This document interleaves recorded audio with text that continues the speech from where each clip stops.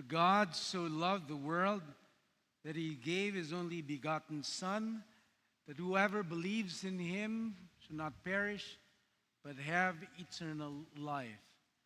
The gospel, very good news, John 3:16. But John 3:17 is as much of a good news as 3:16. It says, For God did not send his Son into the world to judge or condemn the world, but to save it. God did not send his Son into the world to judge the world, or condemn it, but to save it. Jesus is Savior, not condemner. He's our Savior. In fact, he said that to Nicodemus, right? He repeats that somewhere else in the Gospel of John, and then he says this. Listen, this is what he said.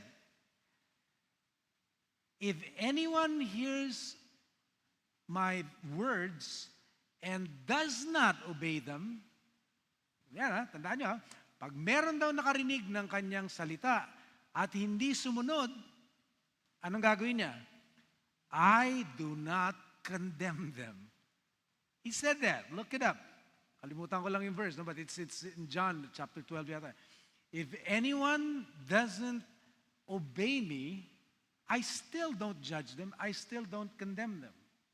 Okay? Huwag natin isipin na nangungunsinti siya. We'll get back to that later. Because he says, because I did not come to judge or condemn, but to save. Okay? He has authority to judge. He has authority to condemn. He has authority to punish and power to do it. But he doesn't. Parang ganito eh. Nung ini-interview siya ni Pontius Pilate, no? Inaano siya, ni-inquisition. He said, my kingdom is not of this world. You know? And then in the garden, I think it was, he said, and I think it also would be before Pontius Pilate. He said, I can call legions of angels to save me and wipe you out. And wipe you off the face of the earth. Kayang-kaya kong gawin yun eh. Kaya kong magpadala ng mga anghel, yung army ng langit, naku, pupulbusin kayong lahat. Kayang-kaya namin gawin yun. Pero hindi namin gagawin. Kaya kitang parusahan, pero hindi ko gagawin yun. Ang gagawin ko, pagagalingin kita, papatawarin kita, pagagalingin kita sa sakit mo na ang tawag, kasalanan. Yun ang gagawin ko because that's why I came. Not to condemn, judge, and to punish, or to take vengeance, but to save. To save you from your sin. To save you from something that would cause people to want to punish you. Na gusto nilang maghiganti sa'yo. Yun ang papagalingin natin. Because God is love. And God never changes. Okay? Ang pag-ibig ng Diyos, hindi nagbabago yan. Palaging, isa lang ang disposition niya sa atin. Palaging pag-ibig. Okay? Having said that, sin, it doesn't mean that sin has no consequences. Pag sinuway natin ang utos ng Diyos, hindi niya tayo paparusahan, pero pagdudusahan natin yung consequence nung pagsuway natin. Parang ganito no? Parang bata, sabihin natin sa bata, huwag kang maglaro. Di ba? Bata kami, madalas yung brownout eh. Sinasabi ng magulang namin, huwag kayong maglalaro sa apoy ng kandila kasi mapapaso kayo. Matigas ang ulo ng mga bata. Susuway. So, maglalaro. Mapapaso. Ibig sabihin ba nun, ang may kagagawan ng sakit nila ay yung tatay? Hindi, ayaw nga ng tatay silang masaktan eh. Pero nasaktan sila, hindi dahil sa galit ng tatay, hindi dahil hindi sila mahal ng tatay, kundi dahil sumuway sila sa utos ng tatay. Yung utos ng tatay na base sa pag-ibig niya sa kanila, sa kanyang mga anak, ayaw niyang silang masaktan. Ayaw niya silang mapahamak. So pag tayo kasala, merong consequence. Hindi galing sa Panginoon, kundi galing sa pagsuway natin sa kanyang utos. Utos na nanggagaling sa pag-ibig niya. Ngayon, tayo mga magulang, pag nakita natin mga anak natin, napaso, iiyak, ang ginagawa natin, minsan nagagalit tayo, di ba? Ang sinasabi natin, kasi, tigas ng ulo mo di ba? Ang galit ba na yon? Galit sa anak natin at gusto nating lalo pa siyang saktan?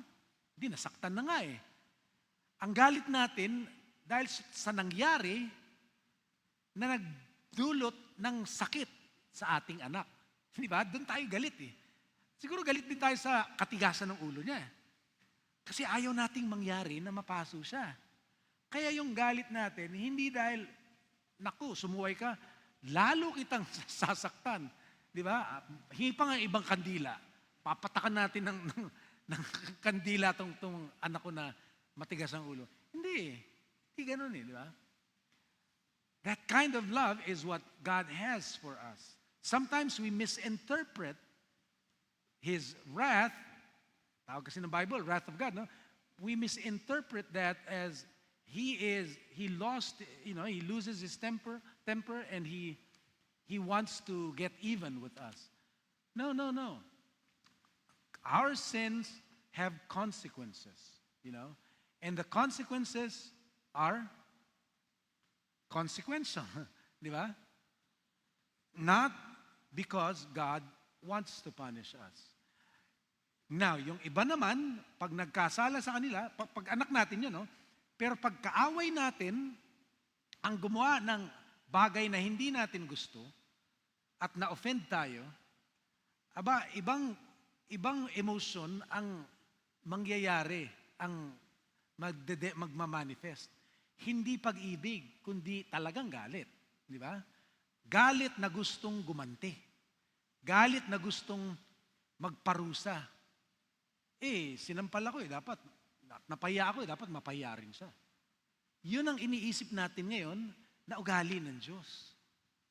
No. He is not to be like us. We are to be like Him. Di ba sabi ni Jesus, you are to be holy, you are to be perfect, you are to be mature, just as your Heavenly Father is holy. Ano ba yung ano niya? Ano ba yung pagkabanal niya? Iba siya, di ba? Holy means set apart, different. We are to be different like Him, peculiar, set apart, not of this world, not like the people in this world, but like citizens of His kingdom where His will is done. Ito lagi kong sinasabi, the Lord's Prayer. Our prayer is for God who is holy, di ba? Holy is your name. You are different. You're good. You're not sinful. We are. You're not sinful. And your will is pure based on love. And your kingdom is about that. May that kingdom come on earth and take over. Sana ganyan ang mangyari dito sa mundo. Dito kasi puro galit, puro inggit, puro chismis, puro siraan. Yung sa langit, ganyan ang gusto namin. Sana nawa, ganyan ang mangyari dito sa lupa. Di ba? Sana yung kalooban mo, mangyari sa lupa para nangyayari sa langit. Ito pa, what the kingdom is about. It's about grace and mercy. Sabi natin, give us this day our daily bread. By your grace, supply what we need. And grace yun, no? And forgive us our trespasses. Mercy naman yun, awa. Yun yung kanyang kaharian, no? It's about that, grace and mercy. But, hindi lang natin hinihiling yun. Ang sinasabi rin natin, para ng pagpapatawad namin sa nagkakasala sa amin. As your kingdom comes, may we also act like citizens of your kingdom.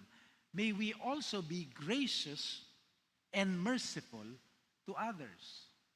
That's what we pray. We don't know it, but that's what we pray. Hindi natin na-realize, no? So, and then we conclude the prayer, because yours, thine is the kingdom and the power and the glory. Sa'yo yun eh. Wala kaming karapatang baguhin yun. Di ba? Hindi namin pwedeng sabihin ang kaharian ng Diyos ay paghihiganti. Ang kaharian ng Diyos ay it's getting even. Ang kaharian ng Diyos is an eye for an eye. Ang kaharian ng Diyos, pag dinuraan ka, duraan mo rin. Pag sinampal ka, sampalin mo rin. No. His is the kingdom and the power and the glory. And we follow that. We pattern our lives after that. We don't change it. What is that kingdom? That kingdom is not about judgment. It's not about condemnation. It's about grace and mercy. That's the way it is in the kingdom of our God.